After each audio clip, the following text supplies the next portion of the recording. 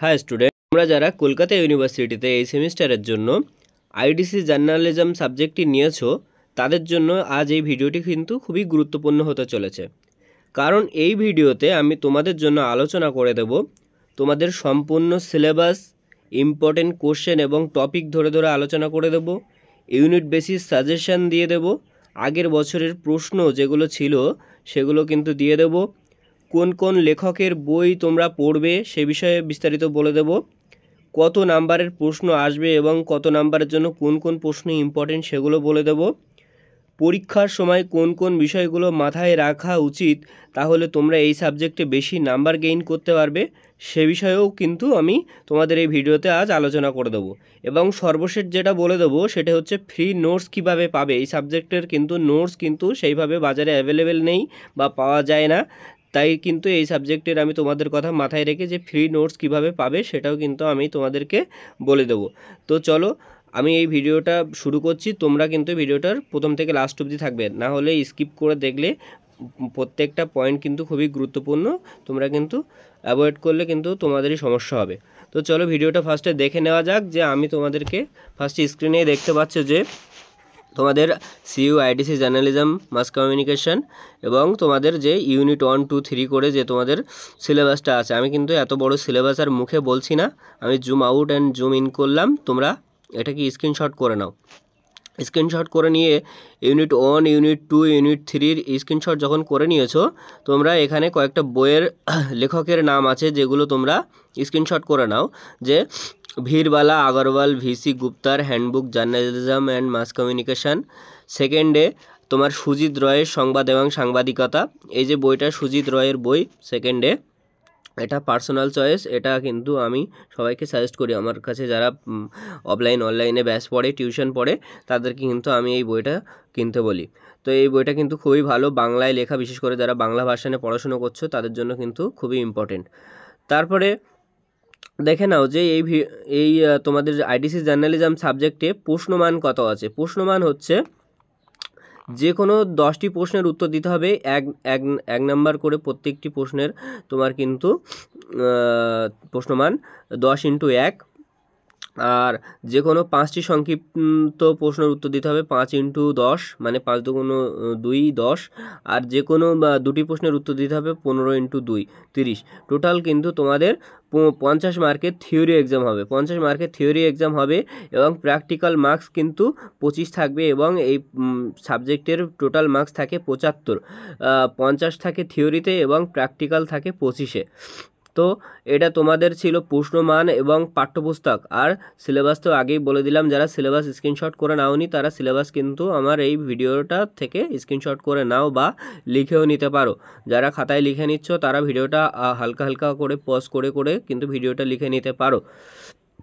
তারপর দেখে নাও যে তোমাদের কয়েকটি ইম্পর্টেন্ট প্রশ্ন রেখেছি, যে প্রশ্নগুলো কিন্তু তোমাদেরকে 1 নম্বরের জন্য প্রশ্নগুলো ইম্পর্টেন্ট। যেমন ধরো যে কোনো 10টি প্রশ্নের উত্তর দাও, এইভাবে প্রশ্ন কিন্তু আসে। ক দাগে দেখো বাইলাইন কি, হ্যাঁ। খ দাগে দেখো 2টি সংবাদ ও মূল্যের উদাহরণ দাও। গ দাগে পিটিআই এর পূর্ণরূপ লেখো। ঘ দাগে প্যারাল্যাঙ্গুয়েজের একটু উদাহরণ দাও। উতে এপি এর পূর্ণরূপ লেখো। তারপরে দেখো প্রশ্ন ডেডলাইন কি, ভারতের একটি অর্থনৈতিক সম্পর্কিত দৈনিক পত্রিকার নাম। বর্গের জ দাগে দিমু এর বিজ্ঞাপন বলতে কি বোঝো। ঝয়ে মাস্টহেড কি, দাগে জ্ঞাপনে বিঘ্ন কি। জ্ঞাপন মানে এখানে বিজ্ঞাপনকেই মূলত বোঝানো হচ্ছে। ইন্টারপার্সোনাল কমিউনিকেশন কি, অবাচনিক জ্ঞাপন কি, এই ধরনের কিন্তু তোমাদের প্রশ্ন কিন্তু 1 নম্বরে আসতে পারে। আর এই বর্গের জ দাগে এই দিমু জ্ঞাপন বলতে কি বোঝো, এটা কি দিমু নয়, এটা দিমুখী হবে, টাইপিং মিস্টেক হয়েছে, তোমরা কিন্তু ওটা দেখে নেবে, ঠিক আছে। তো তারপরে চলো যে 2 দাগে কেমন ধরনের প্রশ্ন আসে। 2 দাগে প্রশ্ন আসে, একটা প্রশ্নের মান 2 থাকে এবং 5টি প্রশ্ন এর মধ্যে থেকে লিখতে হয়। এগুলো মূলত টিকা আকারের প্রশ্ন আসে। যেমন সংবাদ শীর্ষক কাকে বলে, দলগত জ্ঞাপন কি, সম্পাদকীয় কি, ক্যাপশন কি, প্রতিবার্তা কি, উল্টো পিরামিড কি, কোমল সংবাদ কি, হ্যাঁ। তারপরে প্রশ্ন আসে যেমন ব্যানার শিরোনাম কি, এখানেও একটা টাইপিং মিস্টেক হয়েছে, এনআর হয়ে গেছে, এটাকে হবে ব্যানার শিরোনাম কি, ঠিক আছে। তো এই ধরনের প্রশ্ন কিন্তু তোমাদের এই সাবজেক্টটায় আসতে পারে এবং আসবেই, হ্যাঁ। আর তারপরে তোমার যে 15 নম্বরের যে প্রশ্নগুলো আমি রেখেছি, তোমাদের 15 নম্বরের জন্য কেমন প্রশ্ন আসতে পারে সেই প্রশ্নগুলো দেখে নাও। আমি এই সমস্ত এই জায়গাগুলো আমি কিন্তু জুম আউট করে দিলাম, তোমরা একটু ভালো করে স্ক্রিনশট করে নেবে আর ভিডিওটা ভালো করে দেখো।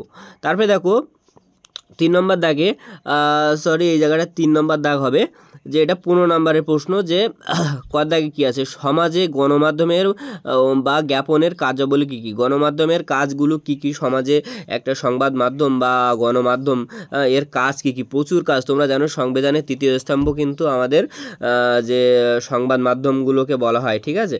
তো এদের কাজ তো একটা প্রচুর দায়িত্ব থাকে সমাজের প্রতি, তো এদের কাজ কী সেটা কিন্তু আলোচনা করতে হবে এই গণমাধ্যমের যে কার্যাবলীর প্রশ্নটাতে।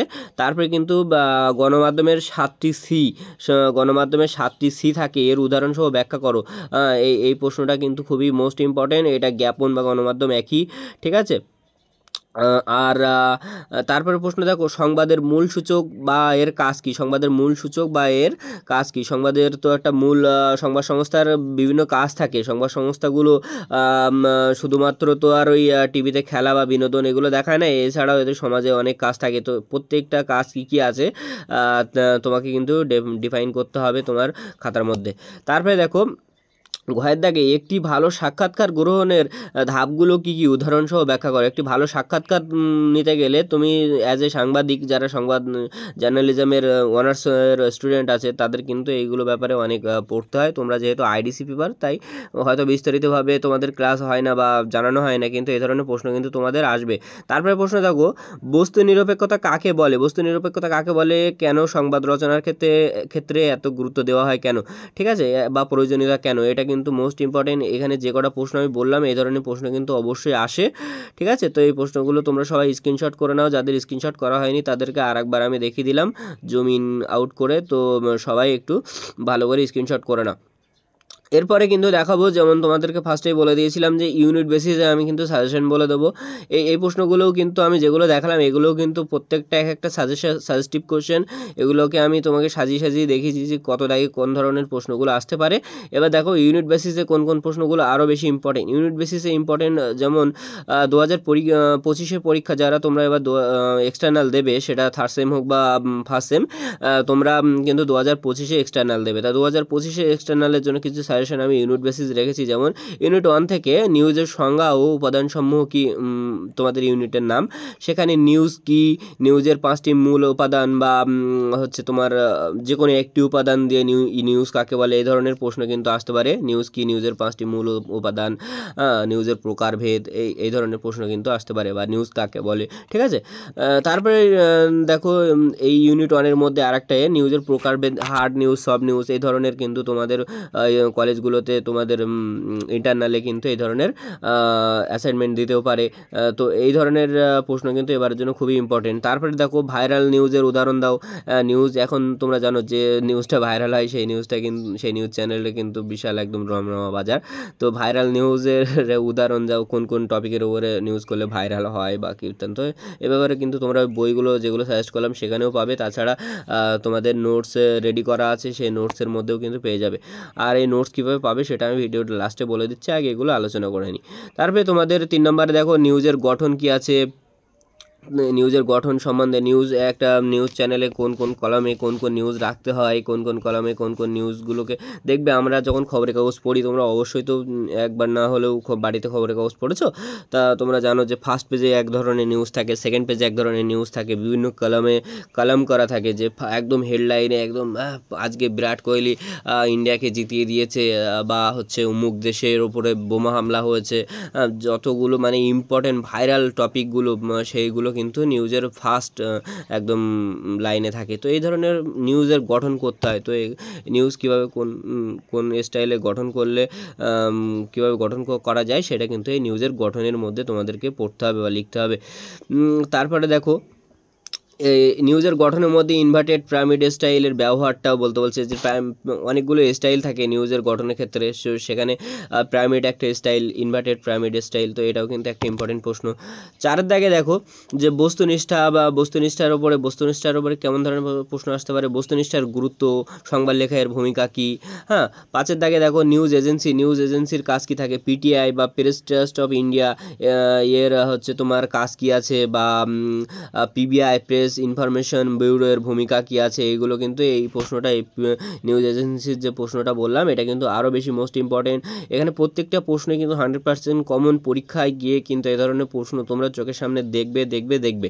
তো অবশ্যই ভালো করে প্রত্যেকটা প্রশ্ন স্ক্রিনশট করে নাও, যারা লিখছো তারা খাতায় সুন্দর করে লিখে নাও, আমার প্রত্যেকটা কথা মন দিয়ে শুনবে, ঠিক আছে? তাহলে কিন্তু এই সমস্ত সাবজেক্টে সাপ্লি তো খাবেই না, উল্টে তোমরা কিন্তু একটা ভালো মার্কস গেইন করে 12 আসতে পারবে, ঠিক আছে? আর এই সমস্ত সাবজেক্টে কিন্তু আইডিসি, সেক বা এই সমস্ত যেগুলো সাইড পেপার, এগুলো কিন্তু একটু গুরুত্ব দিয়েও দেখতে হবে। যারা অনার্সের স্টুডেন্ট আছো, অনেকেই অনার্সের সাবজেক্টটাকে গুরুত্ব দিতে গিয়ে এই সমস্ত সাবজেক্টে কিন্তু সাপ্লি খেয়ে যাও, তাই এই সমস্ত সাবজেক্ট কিন্তু ভালো করে দেখতে হবে।